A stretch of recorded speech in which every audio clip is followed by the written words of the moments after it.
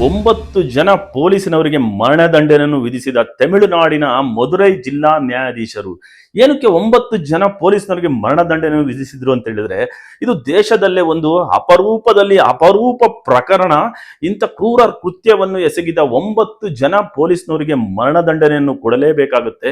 ಮುಂದೆ ಈ ತರ ಘಟನೆ ಮರುಕಳಿಸಬಾರದು ಅಂತೇಳಿ ಮದುರೈ ಜಿಲ್ಲಾ ನ್ಯಾಯಾಧೀಶ ಮುತ್ತುಕುಮಾರನ್ ಅವರು ಹೇಳಿದರೆ ಬಂಧುಗಳೇ, ತಂದೆ ಮಗನ ಲಾಕಪ್ ಡೆತ್ಗೆ ಕಾರಣರಾದ 9 ಜನ ಪೊಲೀಸ್ನರಿಗೂ ಕೂಡ ಮರಣದಂಡನೆಯನ್ನು ವಿಧಿಸ್ತಾರೆ. ಇದು ದೇಶದಲ್ಲಿ ಅಪರೂಪ ಪ್ರಕರಣ ಅಂತ ಕೂಡ ಹೇಳಿದ್ದಾರೆ. ಹೃದಯ ವಿದ್ರಾಯಕವಾಗುವಂತ ಒಂದು ಪ್ರಕರಣ ಇದು. ಜೈರಾಜ್ ಮತ್ತು ಜೆನಿಕ್ಸ್ ತಂದೆ ಮಗನ ಲಾಕಪ್ ಡೆತ್ ಕಾರಣ ಏನು ಅಂತೇಳಿ ಚೊಕ್ಕದಾಗಿ ಹೇಗೆ ನಡೀತು ಅಂತೇಳಿ ಕೇಸಿನ ಹಿನ್ನೆಲೆಯನ್ನು ತಮಗೆ ಹೇಳ್ತಾ ಹೋಗ್ತೀನಿ.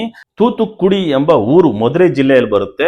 ಸಾತನ್ಕುಳಂ ಪೊಲೀಸ್ ಠಾಣೆಯ ಸರಹದ್ದಿನಲ್ಲಿ ಬರುವಾಗ ಈ ಜೈರಾಜ್ ಎಂಬುವರ ಒಂದು ಮೊಬೈಲ್ ಅಂಗಡಿ ಶಾಪ್ ಇರುತ್ತೆ. ಆಗ ಕೋವಿಡ್ ಟೈಮ್ 2020 ಜೂನ್ ತಿಂಗಳು 19ನೇ ತಾರೀಕು ಕೋವಿಡ್ ಟೈಮು, ಕೋವಿಡ್ ರೂಲ್ಸ್ ಇತ್ತು.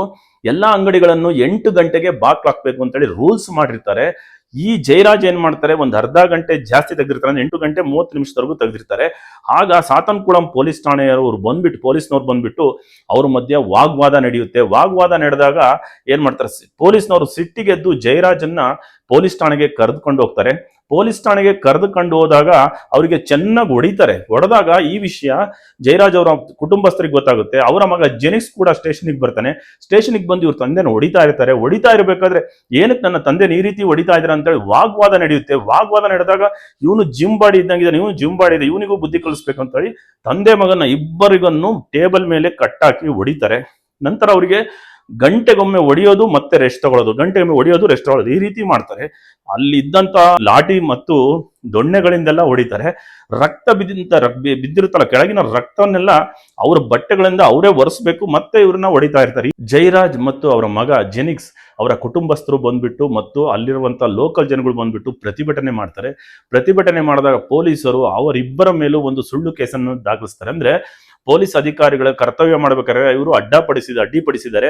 ಅದೇ ರೀತಿಯಾಗಿ ಪೊಲೀಸ್ ಅವರ ಮೇಲೆ ಕೈ ಎತ್ತಿದ್ದಾರೆ ಮತ್ತು ಕೋವಿಡ್ ನಿಯಮಗಳನ್ನು ಪಾಲನೆ ಮಾಡಿಲ್ಲ, ಇವರು ಬ್ರೇಕ್ ಮಾಡಿದ್ದಾರೆ ಅಂತೇಳಿ ಸುಳ್ಳು ಕೇಸನ್ನು ದಾಖಲಿಸ್ತಾರೆ. ತಿರುಗಿಸಿದ ಅಂದ್ರೆ 20ನೇ ತಾರೀಕು ಜೂನ್ 2020 ಆಗ ನ್ಯಾಯಾಧೀಶರ ಮುಂದೆ ಹಾಜರುಪಡಿಸ್ತಾರೆ. ನ್ಯಾಯಾಧೀಶರ ಮುಂದೆ ಹಾಜರುಪಡಿಸಿದಾಗ ಇವರು ಡೂಪ್ಲಿಕೇಟ್ ಮೆಡಿಕಲ್ ಸರ್ಟಿಫಿಕೇಟ್ ಅನ್ನು ಕೂಡ ಮಾಡಿರ್ತಾರೆ. ಆ ಕೋವಿಡ್ ಟೈಮ್ ಆದ್ರಿಂದ ಇವರಿಗೆ ಮಾಸ್ಕ್ ಕೂಡ ಹಾಕಿರ್ತಾರೆ. ಈ ಗಾಯಗಳನ್ನೆಲ್ಲ ಮರೆಮಾಚ್ತಾರೆ. ಆಗ ಜಡ್ಜ್ ಅವ್ರು ಏನ್ ಮಾಡ್ತಾರೆ, ಮನೆಗೆ ಕರ್ಕೊಂಡು ಹೋದಾಗ ಇವ್ರನ್ನ ಪ್ರೊಡ್ಯೂಸ್ ಮಾಡಿದಾಗ ಜಡ್ಜ್ ಕೋವಿಡ್ ಟೈಮ್ ಆದ್ರಿಂದ ಮಾಡಿ ಮೇಲೆ ನಿಂತಿರ್ತಾರೆ ಫಸ್ಟ್ ಫ್ಲೋರ್ ಅಲ್ಲಿ. ಕೆಳಗೆ ಇವ್ರನ್ನ ನೋಡಿದಾಗ ಇವ್ರಿಗೆ ಕೇಳ್ತಾರೆ ಪೊಲೀಸರು ಹಿಂಸೆ ಕೊಟ್ರ ಅಂತೇಳಿ. ಪೊಲೀಸರು ಮುಂಚೆನೆ ಎದುರಿಸಿದ್ದಿಂದ ಇವರು ಏನು ಹಿಂಸೆ ಕೊಟ್ಟಿಲ್ಲ ಅಂತ ಹೇಳ್ತಾರೆ. ನಂತರ ಇವ್ರನ್ನ ಪೊಲೀಸ್ ಕಸ್ಟಡಿಗೆ ಕೊಡ್ತಾರೆ. ಪೊಲೀಸ್ ಕಸ್ಟಡಿಗೆ ಕೊಟ್ಟಾಗ ಆ ಜೂನ್ ತಿಂಗಳು 20ನೇ ತಾರೀಕು ಇವ್ರನ್ನ ಮತ್ತೆ ಸ್ಟೇಷನ್ಗೆ ಕರ್ಕೊಂಡ್ಬರ್ತಾರೆ. 2020 ಕರ್ಕೊಂಡ್ಬಂದು ಮತ್ತೆ ರಾತ್ರಿ ಚೆನ್ನಾಗಿ ಹೊಡಿತಾರೆ 10 ಜನ ಪೊಲೀಸ್ನವರು.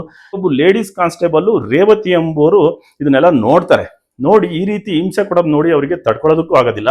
ತದನಂತರ ಇವರು ಕುಟುಂಬಸ್ಥರಿಗೆ ಗೊತ್ತಾಗುತ್ತೆ. ಅವರು ತಿರುಗಿ ದಿನ ಬಂದು ನೋಡಿದಾಗ ಇವರು ತಂದೆ ಮಗ ಜಯರಾಜು ಮತ್ತು ಜೆನಿಕ್ಸ್ ರಕ್ತದ ಮಡುವಿನಲ್ಲಿ ಲಾಕಪ್ ನಲ್ಲಿ ಒದ್ದಾಡ್ತಿರ್ತಾರೆ. ಅಲ್ಲಿನ ಜನರೆಲ್ಲ ಸೇರ್ಬಿಟ್ಟು ಬಹಳ ಹೋರಾಟ ಮಾಡಿಬಿಟ್ಟು ಪೊಲೀಸರಿಗೆ ಧಿಕ್ಕಾರ ಕೂಗ್ತಾರೆ, ಪ್ರತಿಭಟನೆ ಮಾಡ್ತಾರೆ. ಆಗ ಪೊಲೀಸ್ನವರು ಇವರಿಬ್ರನ್ನ ಆಸ್ಪತ್ರೆಗೆ ಕರ್ಕೊಂಡು ಹೋಗ್ತಾರೆ. ಆಸ್ಪತ್ರೆಗೆ ಯಾವತ್ತು ಕರ್ಕೊಂಡು ಹೋಗ್ತಾರೆ ಅಂತ ಹೇಳಿದ್ರೆ 22 ಜೂನ್ 2020 ಕರ್ಕೊಂಡು ಹೋಗ್ತಾರೆ. ಆ ದಿನ ಮಗ ತೀರೋಗ್ತಾನೆ. ಆಸ್ಪತ್ರೆಗೆ ಕರ್ಕೊಂಡು ಹೋದ ನಂತರ ಜೆನಿಕ್ಸ್ 13 ಗಾಯಗಳಾಗಿರುತ್ತೆ, ತೀವ್ರ ಸ್ವರೂಪದ ಗಾಯಗಳು. ಅವನು ಸತ್ತೋಗ್ತಾನೆ. ಇನ್ನು ಒಂದು ದಿನ ಬಿಟ್ಬಿಟ್ಟು 23ನೇ ತಾರೀಕು ಜೂನ್ 2020 ತಂದೆ ಜಯರಾಜ್ ಕೂಡ ತೀರೋಗ್ತಾರೆ. ತದನಂತರ ಇದು ದೇಶದಾದ್ಯಂತ, ತಮಿಳುನಾಡಿನಲ್ಲ ದೇಶದಾದ್ಯಂತ ಇದು ಒಂದು ಭರ್ಜರಿ ಪ್ರಕರಣ ಅಂತಂದ್ರೆ ಬಹಳ ಸದ್ದು ಮಾಡುತ್ತೆ. ನಂತರ ಬಹಳ ಪ್ರತಿಭಟನೆ ಕೂಡ ನಡೆಯುತ್ತೆ.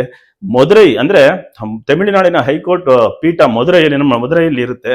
ಆ ಹೈಕೋರ್ಟ್ ಪೀಠ ಏನ್ ಮಾಡುತ್ತೆ, ಈ ಪ್ರಕರಣವನ್ನ ಎತ್ಕೊಂಡು ಮೆಜಿಸ್ಟ್ರೇಟ್ ನ ಒಬ್ರು ಅಪಾಯಿಂಟ್ ಮಾಡಿಬಿಟ್ಟು ಎಲ್ಲಾ ತನಿಖೆ ನಡೆಸಬೇಕು ಅಂತ ಹೇಳುತ್ತೆ. ಮೆಜಿಸ್ಟ್ರೇಟ್ ಒಬ್ರು ಬರ್ತಾರೆ, ಲೇಡೀಸ್ ಮೆಜಿಸ್ಟ್ರೇಟ್. ಈ ಸ್ಟೇಷನ್ಗೆ ಬಂದಾಗ, ಸಾತನ್ಕುಳಂ ಪೊಲೀಸ್ ಸ್ಟೇಷನ್ಗೆ ಬಂದಾಗ ಈ 10 ಜನ ಪೊಲೀಸ್ನವ್ರು ಏನಿರ್ತಾರೆ ಅವರು ಕೂಡ ಅವ್ರಿಗೆ ಸಹಕರಿಸೋದಿಲ್ಲ. ಅವ್ರಿಗೆ ಮೆಜಿಸ್ಟ್ರೇಟ್ನೇ ಎದುರಿಸ್ತಾರೆ. ತದನಂತರ ಈ ಪ್ರಕರಣದಲ್ಲಿ ಅಲ್ಲಿದ್ದಂತ ಒಬ್ಬ ಲೇಡೀಸ್ ಕಾನ್ಸ್ಟೇಬಲ್ ರೇವತಿ ಎನ್ನುವರು ಮತ್ತು ಇನ್ನೊಬ್ಬ ಲೇಡೀಸ್ ಇರ್ತಾರೆ. ರೇವತಿ ಎನ್ನುವರು ಇದನ್ನೆಲ್ಲ ನೋಡಿರ್ತಾರೆ, ಅವ್ರಿಗೆ ಸಹಿಸ್ಕೊಳ್ಳೋದಕ್ಕಾಗೋದಿಲ್ಲ. ಅವರು ಮೆಜಿಸ್ಟ್ರೇಟ್ ಹತ್ರ ಎಲ್ಲ ಹೇಳ್ತಾರೆ, ಯಾವ ರೀತಿಯಾಗಿ ಕ್ರೂರವಾಗಿ ಇವ್ರನ್ನ ಲಾಕಪ್ ನಲ್ಲಿ ಹೊಡೆದು ಸಾಯಿಸಿದ್ರು ಅನ್ನೋದನ್ನ ಹೇಳ್ತಾರೆ. ತದನಂತರ ಈ ತಮಿಳುನಾಡು ಸರ್ಕಾರ ಈ ಪ್ರಕರಣವನ್ನು ಸಿಬಿಐ ಕೊಡುತ್ತೆ. ಸಿಬಿಐ ಕೊಟ್ಟ ನಂತರ ಸಿಬಿಐನವರು ಬಂದ್ಬಿಟ್ಟು ಇವರ 10 ಜನ ಪೊಲೀಸ್ನವ್ರ ಮೇಲೂ ಕೂಡ FIR ದಾಖಲು ಮಾಡ್ತಾರೆ. FIR ಅನ್ನು ದಾಖಲು ಮಾಡಿದ ನಂತರ ಇವ್ರನ್ನ ಅರೆಸ್ಟ್ ಮಾಡ್ತಾರೆ. ಅರೆಸ್ಟ್ ಮಾಡಿ ಅಂದಿನಿಂದ ಇಲ್ಲಿವರೆಗೂ ಜಡ್ಜ್ಮೆಂಟ್ ಬರೋವರೆಗೂ ಕೂಡ ಅವರು ಜೈಲಿನಲ್ಲೇ ಇರ್ತಾರೆ. ಅವರಿಗೆ ಬೇಲ್ ಸಿಗೋದೇ ಇಲ್ಲ.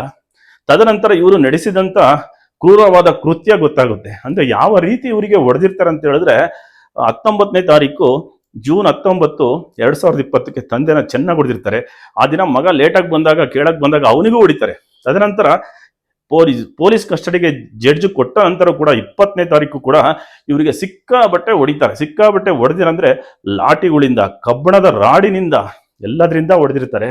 ತದನಂತರ ತನಿಖೆಯಲ್ಲಿ ಗೊತ್ತಾ, ಸಿಬಿಐನವರು ತನಿಖೆಯನ್ನು ಶುರು ಮಾಡ್ತಾರೆ. ಶುರು ಮಾಡಿದಾಗ 2450 ಪುಟಗಳ ಒಂದು ಚಾರ್ಜ್ ಶೀಟ್ ಅನ್ನು ಸಲ್ಲಿಸಿದಾಗ ಪ್ರಕರಣದಲ್ಲಿ ಇವರ 10 ಪೊಲೀಸ್ನವರ ತಪ್ಪು ಅಂತ ಗೊತ್ತಾಗುತ್ತೆ. ಅದರಲ್ಲಿ ಒಬ್ಬ ಪೊಲೀಸು ಕೋವಿಡ್ ಟೈಮಲ್ಲಿ ಕೋವಿಡ್ ಕಾರಣದಿಂದ ತೀರೋಗ್ತಾರೆ. ಇನ್ನು 9 ಜನ ಪೊಲೀಸ್ನಲ್ಲಿ ಒಬ್ಬ ಇನ್ಸ್ಪೆಕ್ಟರು, 2 ಸಬ್ ಇನ್ಸ್ಪೆಕ್ಟರು, 2 ಹೆಡ್ ಕಾನ್ಸ್ಟೇಬಲ್, 4 ಜನ ಪೊಲೀಸ್ ಕಾನ್ಸ್ಟೇಬಲ್. ಈ 9 ಜನಕ್ಕೂ ಕೂಡ ಮರಣದಂಡನೆಯನ್ನು ವಿಧಿಸಿ ಅದರ ಜೊತೆಗೆ ಏನು ಸತ್ತೋಗಿದಾರೋ ಲಾಕಪ್ ಡೆತ್ ನಲ್ಲಿ ಜಯರಾಜ್ ಮತ್ತು ಜೆನಿಕ್ಸ್ ಅವರ ಕುಟುಂಬಕ್ಕೆ 1,34,00,000 ಪರಿಹಾರ ಈ 9 ಜನನೇ ಕೊಡಬೇಕು ಅಂತ ಆದೇಶ ಕೂಡ ಮಾಡುತ್ತೆ. ಅದರಲ್ಲಿ ಇನ್ಸ್ಪೆಕ್ಟರ್ಗೆ ಒಬ್ಬರೇ 80 ಲಕ್ಷಗಳನ್ನು ನೀವು ಕೊಡಬೇಕು ಅಂತ ಕೂಡ ಆರ್ಡರ್ ಮಾಡುತ್ತೆ. ಹಾಗೂ ಇದು ಅಪರೂಪ ಪ್ರಕರಣ. ಇಂಥ ಪ್ರಕರಣ ಮತ್ತೆ ಮರುಕಳಿಸಬಾರದು ಅಂತೇಳಿ ಮದುರೈನ ಜಿಲ್ಲಾ ನ್ಯಾಯಾಧೀಶರು 9 ಜನ ಪೊಲೀಸ್ನವರಿಗೆ ಮರಣದಂಡನೆಯನ್ನು ವಿಧಿಸಿದ್ದು ಸರಿಯಾಗಿದೆ, ನ್ಯಾಯಯುತವಾಗಿದೆ. ಸತ್ತಂತ ಜಯರಾಜ್ ಮತ್ತು ಅವರ ಮಗ ಜೆನಿಕ್ಸ್ಗೆ ನ್ಯಾಯ ಸಿಕ್ಕಿದೆ. ಈ ರೀತಿಯಾಗಿ ಮುಂದೆ ಪ್ರಕರಣಗಳು ಮರುಕಳಿಸಬಾರದು ಅಂತೇಳಿ ಕೂಡ ಹೇಳಿದ್ದಾರೆ. ಇದು ಅಪರೂಪ ಪ್ರಕರಣ ಅಂತೇಳಿ ನಾನು ಅದಕ್ಕೆ ಹೇಳಿದ್ದು. ಜನರಿಗೆ ರಕ್ಷಣೆ ಕೊಡುವ ರಕ್ಷಕರೇ ಭಕ್ಷಕರಾದರೆ ಏನಾಗುತ್ತೆ ಹೇಳಿ, ನಾವು ಎಲ್ಲಿಗೆ ಹೋಗ್ಬೇಕು ಸಾರ್ವಜನಿಕರು ಬಂಧುಗಳೇ?